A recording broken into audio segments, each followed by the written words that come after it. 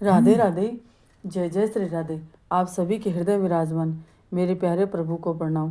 भक्त भक्ति भगवंत गुरु, चतुर नाम वपु एक, तीन के पद वंदन किए, नासत विघन अनेक, सब कुछ दीना आपने, भेंट करूं क्या नाथ, नमस्कार की भेंट लो, जोड़ूं दोनों हाथ, किशोरी राधे किशोरी राधे, मेरो प्यारो नंद लाल, किशोरी राधे। जय जय श्री राधे। जय जय श्री राधे। आप सभी के हृदय में विराजमान मेरे प्यारे प्रभु को प्रणाम। और हमारे भक्तमाल के चरित्र में जो हम मीरा जी का चरित्र चल रहा है, आज हम बैठते हैं मीरा जी के ही चरित्र पर आगे बात विचार करते हैं कि देखो कैसे मीरा जी ने इसी धरा पर रह करके भक्ति करी और हमें एक मार्ग, सुगम मार्ग दिया है। मीरा भक्त में और हमें इतना ही अंतर है कि हम विकल्प ढूंढ लेते हैं, परंतु मीरा जी ने कोई विकल्प नहीं ढूंढा। मेरो तो गिरधर गोपाल, दूसरों ना कोई, ये पक्का भरोसा रखा तो गिरधर गोपाल को स्वयं तीज के दिन आना पड़ा। ये हमने सुना और धीरे धीरे मीरा जी की भक्ति दिनों दिन बढ़ती ही जा रही थी और सुंदर सुंदर प्यारे प्यारे भजन सुन करके और संगति का रंग भोजराज जी पर भी चढ़ने लगा और भोजराज जी पर आध्यात्मिक रंग गहरा चढ़ने लगा। और ये बात अब इस कान से दूसरे कान तक पहुंची गई। और जो उदा थी, ननद थी, उनके तो ये बात बिल्कुल भी पसंद नहीं थी कि भोजाई शाह ने सीधे मुंह मुझे कह दिया कि मैं तो गिरधर गोपाल की हूँ और आपके वीर जी जो हैं, आपके भाई हैं, वो मेरे तो भक्ति मार्ग में सखा हैं, भक्ति मार्ग के सखा हैं। और पहले तो जाकर के उदा ने अपनी माँ से और दादी से सबसे शिकायत करी और फिर तो राणा सांगा जी के पास ही पहुँच गई और जाकर के उन्होंने सारी बात बताई और कहा कि अब तो ये बुझाई मुझे ये एक आँख नहीं सुहाती, अब तो ये भाभी मुझे एक आँख नहीं सुहाती, क्योंकि इन्होंने मेरे भाई का अपमान किया है, ऐसे सुंदर ऐसे भाई का। और एक मेरा वीर जी है जो मीरा पर अपनी जान छिड़कता है, मीरा के खिलाफ कुछ भी सुनने को तैयार नहीं है। और फिर जो काका जी थे वो भी आ जाते हैं और वो भी राणा सांगा जी से कहते हैं कि मैंने भी कुछ कुछ सुना है। तो एक बार तो राणा सांगा जी हंसने लगे कि और क्या सुन कर के आए हो, क्योंकि पहले ही जब चर्चा थी तो उन्होंने कह दिया था कि मीरा जी कोई भक्ति कर रही हैं, उनका निजी मामला है, हम किसी के जीवन में क्यों पीड़ा और कष्ट उड़ेले, अपनी इच्छा अनुसार वो जो चाहे सो करे और उनको अपनी इच्छा अनुसार क्यों न जीने दिया जाए। परंतु वो काका जी कहते हैं राजा युवराज कोई निजी, उनका कोई निजी जीवन नहीं होता है और वो कोई जैसे छोटे परिवार में बच्चा पलता है वैसे नहीं पलता है, उनको बांधा जाता है, अनुशासन के तारों से बांध करके जकड़ दिया जाता है। जैसे उपवन के प्रत्येक पौधे की कौन सी डाली किस ओर चढ़ेगी और किस ओर झुकेगी, ये चतुर माली की इच्छा अनुसार होता है। और वैसे ही मूर्तिकार पत्थर को हथौड़ी से और छेनी से मार मार कर काट काट कर मूर्ति बना देता है। वैसे ही राजकुमार को ढाला गया है, परंतु राजकुमार हमारे लाखों में एक है, लाखों में आदर्श है और उनके सबल कंधों पर उत्तरदायित्व वहन करने के लिए है। उनका प्रत्येक कार्य अनुकरणीय होता है, यदि उसमें खोट है तो प्रजा में, राज परिवार में वह भी खोट आ ही जाएगा, क्योंकि अगर भक्त होगा तो फिर प्रजा भी भक्ति करने लग जाएगी। तो बीच में ही बात काट करके उन्होंने कहा यह बात आपको कष्टदायी लग रही है। कहा नहीं सरकार, भक्ति बुरी नहीं है, यदि सवेरे उठ करके मंजीरे बजाने लगे तो इसका परिणाम गंभीर निकलता है। तो फिर महाराज जी ने कहा, हंस पड़े और कहा अम्बरीश जी ने, ध्रुव जी ने, युधिष्ठिर जी ने, ये क्या एकांत भक्त नहीं थे? तो सुना है उनकी प्रजा क्या अनुसरण नहीं करती थी? तो उन्होंने कहा एकांत भक्त होने में कोई दोष नहीं है सरकार, और सुबह उठ करके भगवान की भक्ति करना, शुभ ब्रह्म मुहूर्त में उठ करके प्रभु का श्रवण करना और किसी के अनुकरण करने से कोई हानि नहीं है। परंतु राज्य कार्य के समय यदि कोई भक्त मंडली में बैठता है और आखेट से जी चुराता है, वन्य पशु प्रजा की रक्षा के लिए नहीं मारता है, तो हानि है। तो कहा कि ये कैसे कह सकते हो? तब उन्होंने बताया कि एक दिन गर्भिणी हिरणी को देख करके उन्होंने अपना तीर वापस ले लिया। तो फिर राणा जी ने कहा, ये तो बहुत अच्छी बात है, गृहिणी हिरणी जो थी वो किसका अनर्थ कर रही थी। और उन्होंने फिर भी कहा कि ध्रुव, अम्बरीश, युधिष्ठिर जी सतयुग, त्रेता, द्वापर में हुए थे सरकार। युग का भी प्रभाव होता ही है और ये कलयुग है, और यहाँ पर प्रजा की सुख शांति और अनुशासन के लिए राजा को सतत सावधान रहकर आवश्यक सारे कार्य करने ही होते हैं।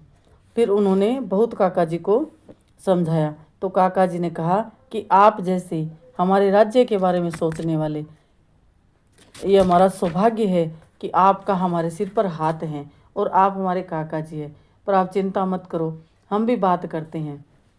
और इधर बात चलते चलते सबके बात कानों तक पहुंच गई थी, परंतु भोजराज जी तो मीरा से इतना प्रेम करते थे, क्योंकि प्रेम तो स्वतंत्र होता है, मोह बांधता है, और भोजराज जी ने मीरा से मोह किया था। और दूसरी बात, आसक्ति में भी फर्क होता है, आसक्ति और भोग में फर्क होता है। भोजराज जी की मीरा जी में आसक्ति थी, जैसे मीरा जी की आसक्ति अपने गिरधर गोपाल में थी। मीरा जी का आराध्य अपने गिरधर गोपाल में प्राण बसते थे, वैसे ही भोजराज जी के प्राण मीरा जी में बसते थे। जैसे मीरा जी की खुशी अपने गिरधर गोपाल की खुशी थी, वैसे ही अब भोजराज जी की खुशी मीरा जी की खुशी थी। बस मीरा जी को हंसता खेलता देख करके भोजराज जी प्रसन्न होते थे, और यही बात अब धीरे धीरे सबको खटकने लगी थी, परंतु भोजराज जी को कोई फर्क नहीं पड़ता। और इधर मीरा जी भोजराज जी के सानिध्य में अपनी भक्ति अच्छे से कर रही थी, और उनकी भक्ति फल भी रही थी। हर अच्छे से उत्सव मनाए जाते थे, और भोजराज जी किसी बात की कोई कमी रहने ही नहीं देते थे। और फिर परिवार में वैमनस्य, और थोड़े ही दिन में अब मीरा जी के जीवन पर बहुत बड़ा संकट आया, और मीरा जी के यहाँ पर समाचार आया कि मीरा जी की जो जन्मदात्री माँ है उनका देहांत हो गया है। सुनकर मीरा जी की आंखें भर आई, और मीरा जी बहुत विकल हो गई, रोने लगी। और मीरा जी ने कहा, मेरे सुख के लिए वो कितनी चिंतित, कितनी विकल रहती थी। मेरे अनिष्ट की आशंका से सदा उनके प्राण कांपते रहते थे। इतनी भोली और सरल कि यह जानते हुए भी कि बेटी जो कर रही है उचित ही है, परंतु दूसरों के कहने पर सिखाने चली आती। आपकी आत्मा को शांति मिले, सर्वेश मंगल करे, भगवान मंगल करे। और गिरधर गोपाल के सामने जाकर के मीरा अपनी माँ के लिए प्रार्थना करती हैं। और फिर मीरा जी अपने गिरधर गोपाल के सामने अपनी माँ की पूरी बातें करती हैं, और खूब जी भर के मीरा जी रोती है। और भक्त का इतना ही होता है, जो भी संकट आता है वो भगवान का ही मान करके, दुख भी तेरे दिए हैं और सुख भी तेरे दिए हैं। और मेड़तनी जी के महल में और सब रोने लगी, दास दासियाँ भी रोने लगी, और स्नान करके उन्होंने अपने कार्य में वो तो लग गई, और मेड़ते के महल से रोने कूटने की ध्वनि नहीं सुनाई दी। तो महारानी को भी ये समाचार सुनकर के सोच भी हुआ कि कदाचित वीरणी को किसी ने कहा ही नहीं होगा, समाचार सुनकर तो न जाने क्या हुआ होगा। तब आकर के दासी ने बताया कि नहीं, उन्हें पता है। मीरा जी की आंखें भी भरी, मीरा जी रोई भी, और अपने गिरधर गोपाल के सामने अपनी माँ की आत्मा की शांति के लिए प्रार्थना भी करी। और मीरा जी अब अपने कार्य में लग रही है, अपने वापस भगवान की सेवा में लग चुकी है, और प्रभु की इच्छा पूर्ण हुई, उसी में मैं खुश हूँ। जो मेरी माँ के लिए भगवान ने निर्धारित किया था वो ही हुआ है, और माँ का धरती पर इतने ही दिन का अंजल लेना देना था तो सो पूरा हुआ। और एक दिन तो सभी को जाना है, कभी कोई आगे और कोई पीछे, इनमें चिंता की क्या बात है। जो चले गए हैं उनके ही अपनी ही कर ले तो बहुत है, अपनी चिंता कर ले वही बहुत है। अब जो होना था सो तो हो गया है। और फिर धीरे धीरे मीरा जी तो अपनी भगवान की भक्ति में ढल गई।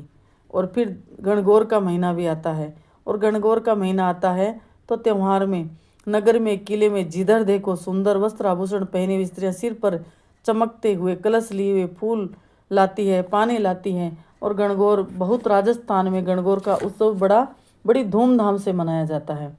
पहली गणगौर मीरा जी की पीहर में थी। अब ये चित्तौड़ में गणगौर आई है। तो इतनी सुंदर सज धज करके सब आती, और सासू जी ने भी मीरा जी के लिए सूर्योदय होते ही पूजा का मुहूर्त है सो सरकार को पधारना चाहिए, आना चाहिए, यदि आज्ञा हो तो मैं उपस्थित हो जाऊं लिवाने के लिए। और उन्होंने कहा, पता नहीं बाप जी, पंडित जी ने देख कर बताया होगा, मुझे तो दाता हुक्म की आज्ञा हुई है सो हाजिर हो गया हूँ। ठीक है, तुम्हारे आने की आवश्यकता नहीं है, समय मिला तो मैं स्वयं ही हाजिर हो जाऊंगी। मीरा जी को बुलाया गया था। मीरा जी ने कहा कि अगर समय मिलेगा तो मैं ज़रूर जाऊंगी और जाकर के गणगौर की पूजा कर लूँगी। परंतु मीरा जी ने तो पहले ही दिन कह दिया था देवी पूजा के लिए भी, ना मैं पूजी गोरा जी, ना पूज्यो अणदेव, मैं पूज्यो रण छोड़ जी, काई जाने भेद। और मीरा उठ करके स्नान कर लिया, पर प्रभु को जगाते हुए हाथ रुक गए। आधी रात के पश्चात तो प्रभु ने शयन किया है, अब इतनी शीघ्र कैसे जगा दूं? क्योंकि पहले दिन मीरा जी ने भगवान के सामने बहुत पद गाए, भजन गाए थे, और थोड़ा भगवान को सुलाने में थोड़ी आज देर हो गई थी। तो मीरा जी ने जल्दी से उठ करके भगवान को, अपने गिरधर गोपाल को उठाना चाहा, जगाना चाहा, परंतु हाथ ठहर गई। मीरा जी ने मन में विचार किया कि इतनी जल्दी तो इनकी नींद पूरी होती नहीं है, और हाथ रुक गई।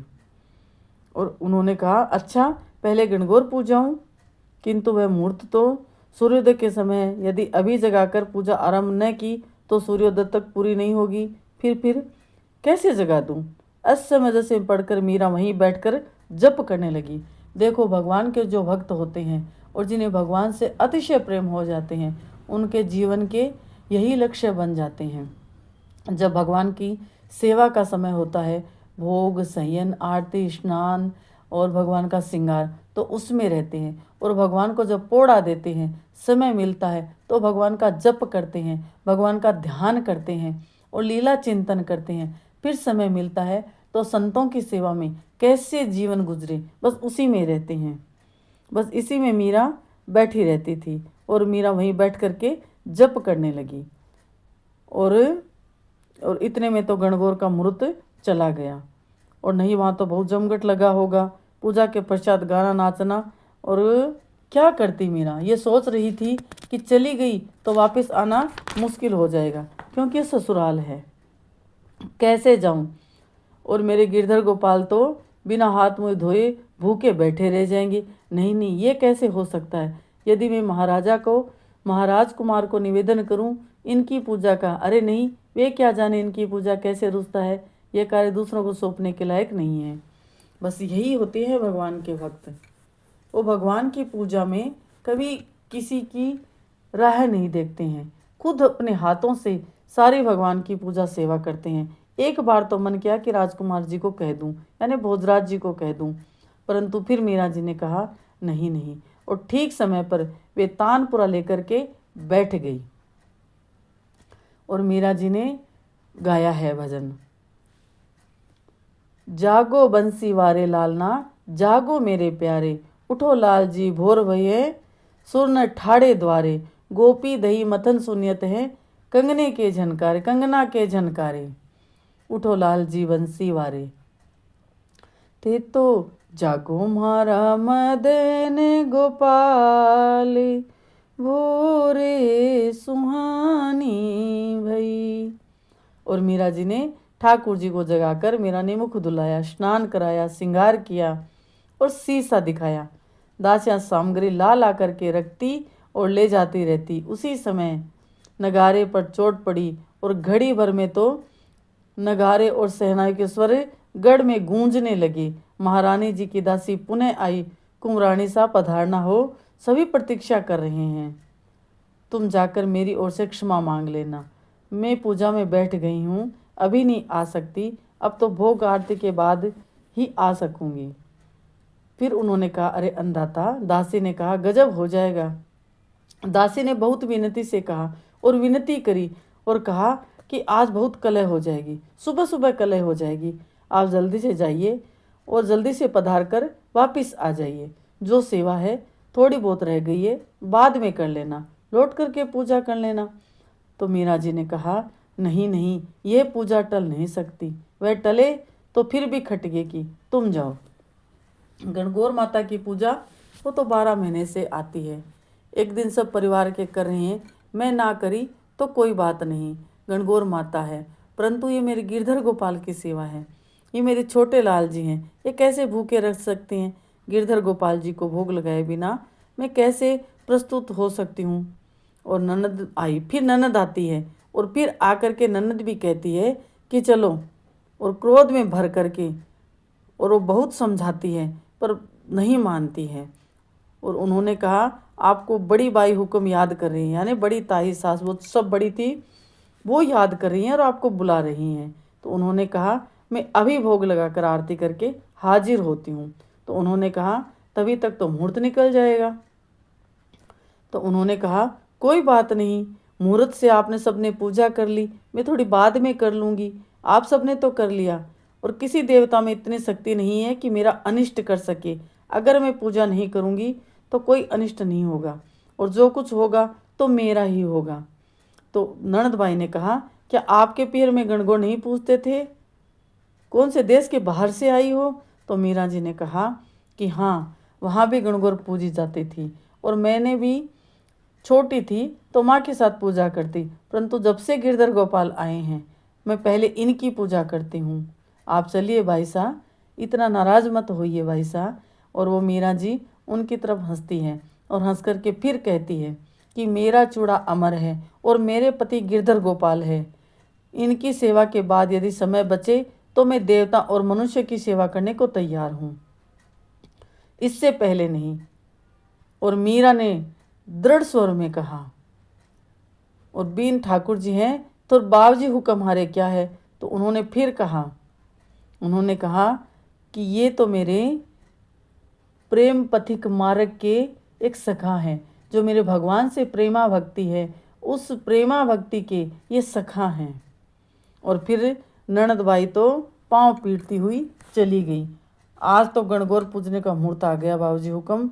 रात को ही भाभी महारा को कहला दिया था, और सवेरे भी कहा था, रात को भी कह दिया था, फिर भी भाभी ने आज नहीं आई।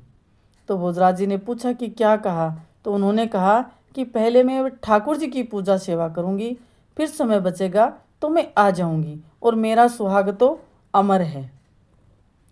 तो भोजराज जी ने कहा सच ही तो कहा है उदा, जिसका सुहाग अमर है तू ही बता वह क्यों सुहाग मांगती फिरेगी? भोजराज जी ने मुस्कुरा करके कहा और अपनी बहन के सिर पे हाथ फेरा कि इतनी गुस्से में आने की कोई ज़रूरत नहीं है, तुम्हारी भाभी ने जो कहा ठीक ही तो कहा है, और क्यों चिंता करती है? बहन की पीठ पर हाथ रखते हुए बोले, हम लोग भक्ति और भक्तों की बातें नहीं समझ सकते हैं, तभी तो हमें ये लगता है, और कैसे कहें वैसा ही कर लेना, जैसे कहे वैसा कर लेना चाहिए, तो तू कर लेना। ये बहुओं की क्या कमी है, और भी तो सब कर रही हैं, वो भी आ जाएगी। इस घटना ने जैसे घास में आग लगा दी। मीरा जी के जीवन में ये पहली ऐसी घटना थी कि उसके बाद तो सब स्त्रियों को पता चल गया, और सब बाहर वालों को, घर वालों को, सबको पता चल गया था कि मीरा गिरधर गोपाल की सेवा छोड़ करके और कोई काम करना नहीं चाहती है। तो फिर जाकर के सबको पता चल गया, तो उन्होंने अपना अपमान माना।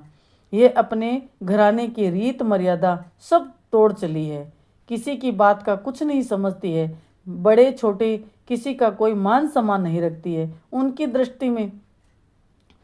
और सास ने कहा क्या उनकी दृष्टि में हम कुछ भी नहीं है? मैं आपको क्या निवेदन करूं? मैं आपका बालक हूं, और छोटे मुँह बड़ी बात कहने में लाज लगती है मुझे। आज जब बात चल पड़ी है तो मैं अर्ज करता हूँ। तो दाजी राज ने यह विवाह संबंध मेड़ते की भक्ति और वीरता पर रीझ करके ही किया था। क्या आप भूल गए इस बात को? आज पहली बार भोजराज जी ने बड़ों के सामने मुंह खोला है, और उन्होंने कहा कि मीरा जी की भक्ति, मेड़त्री रानी की भक्ति का पहले से सबको पता था। और दाजी राज ने तो यह संबंध इसीलिए उनकी वीरता पर कि मीरा को शस्त्र भी चलाने आते हैं और मीरा भक्ति भी करती है, भगवान की भक्त हैं। फिर अब आगे भोजराज जी कुछ नहीं बोले, थोड़े रुक गए, और फिर उन्होंने कहा भक्तों को अपने भगवान के अतिरिक्त कुछ दिखाई देता ही नहीं है।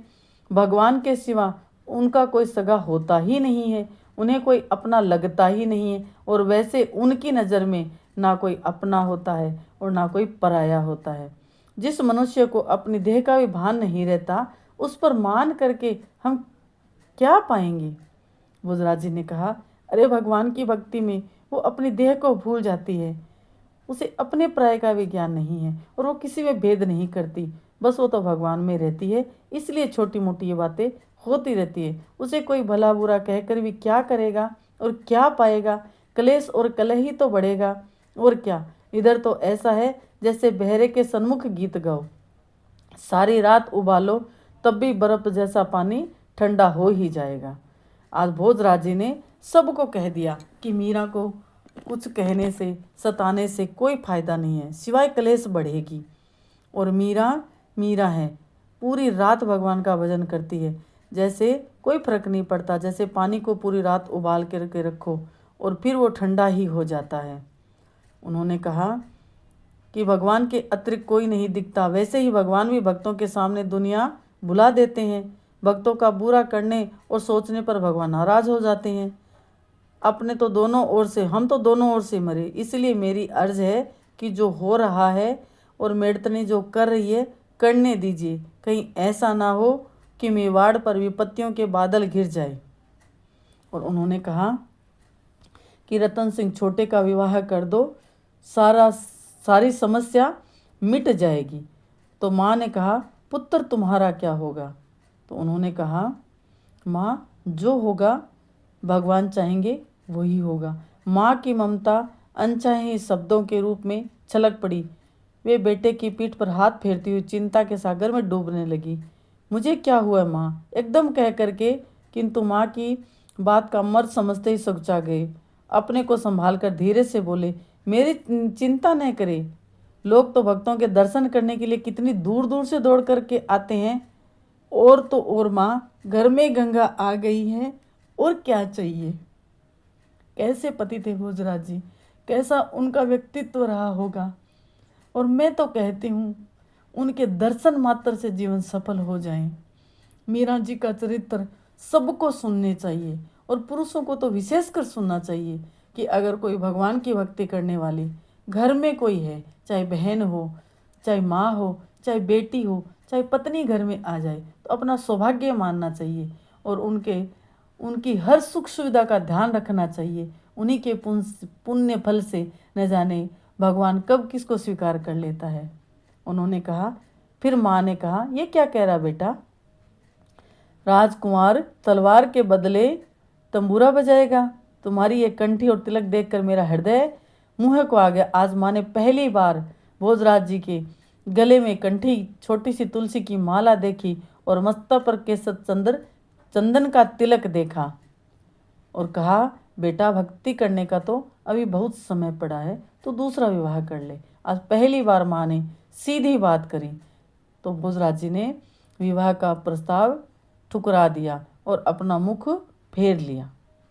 अब भोजराज जी ने कहा, माँ अभी अभी तो मीरा जी की माँ गुजरी है, कितना बड़ा संकट है, और फिर आज इस छोटी सी बात को, पूजा ही तो थी, आपने गणगौर की पूजा करी और उन्होंने गिरधर की पूजा करी, और वही समय पर आपने भगवान की पूजा करी, और उसी समय पर मीरा मेड़तिया ने अपने गिरधर गोपाल की पूजा करी। वो कोई और तो गलत काम तो नहीं कर रही थी माँ, फिर इतना बवाल क्यों। भोजराज ने सबको बहुत समझाया, पर किसी के कोई बात समझ में नहीं आई।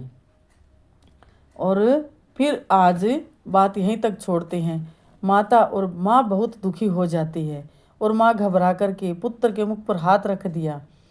क्यों? क्योंकि उन्होंने कहा था कि माँ, कोई भक्त बेटा भी हो, वो भी तो किसी की कोख से जन्मता है माँ, भक्ति करने की कोई आयु नहीं होती है, और कौन जाने कब भगवान किसको बुला ले। और माँ घबरा गई कि तू ऐसी बातें क्यों कर रहा है। तो बेटे ने कहा, माँ, भोजराज जी ने कहा, सच ही तो कह रहा हूँ।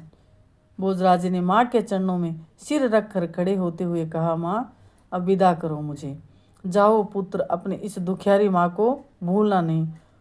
और ऐसी आशंका अपने मन में लाई, जानती थी कि अब भोजराज जी कभी भी शादी के लिए हाँ नहीं करेंगे। और उन्होंने कहा, दुखी माँ, वो क्योंकि हर माँ की इच्छा होती है कि मेरा पुत्र विवाह करे, घर बसावे, और मीरा जी को खुद लेकर आई थी, पसंद करके लेकर आई थी और भक्ति का पता था। परंतु आज जब संकट खड़ा हुआ तो भोजराज जी सबसे पहले खड़े हो गई। कहा, माँ, जो होना था सो ही हुआ। सबको पता था कि मीरा भक्ति करेगी, तो फिर अब ये कलेश क्यों। और माँ अब कुछ नहीं बोली और भोजराज जी ने विदा मांगी है माँ से। कहा, माँ मैं जाऊँ। और माँ के मुख से निकला, अब तुम जाओ। और भोजराज जी फिर अपने मीरा जी के महल में आते हैं। और अब तो चारों तरफ कानाफूसी होने लगी, जिधर देखो बातें बनने लगी, जिधर देखो मीरा के कान में कहीं न कहीं से बातें पड़ ही जाती है। कितनी भी भक्ति करती थी मीरा, परंतु मीरा जी के तो प्राण तिसाए मरने लगे थे, क्योंकि मीरा जी का यहाँ मंदिर जाना बंद हो गया था, मीरा जी के संत दर्शन बंद हो गए थे। और मीरा जी दुखी होकर के अब भोजराज जी से ही कहती है कि अब मेरा मन तिसायो मरे। तो भोजराज जी ने कहा, आप अच्छे से भक्ति कर तो रही हो, भगवान की पूजा भी कर रही हो। तो उन्होंने कहा, मुझे संतों के दर्शन चाहिए। तो भोजराज जी अब निवेदन करेंगे अपने राणा सांगा पिताजी से कि मीरा जी का मन है कि यहाँ पर कोई मंदिर बने, अपने ही महल में मंदिर बने, जहाँ पर मैं बैठ करके भगवान की भक्ति कर सकूं। और भोजराज जी को पता था कि मीरा जी का मन भगवान के भजनों में रहता है। अब यहाँ पर रोज कलेश रहने लगी है। तो भोजराज जी ने मीरा जी के लिए मंदिर की बात करी। राधे राधे।